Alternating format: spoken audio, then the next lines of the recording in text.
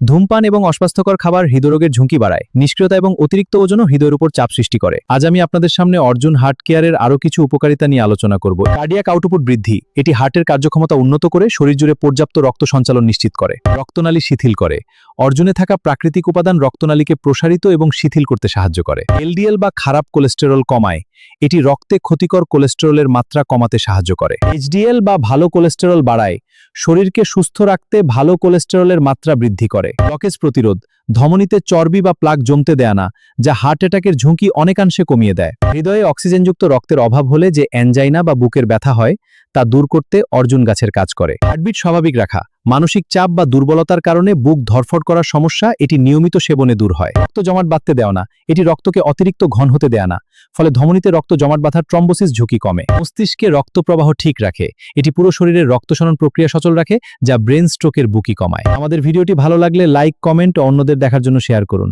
আর নিত্য নতুন ভিডিও পেতে আমাদের পেজটি ফলো করুন।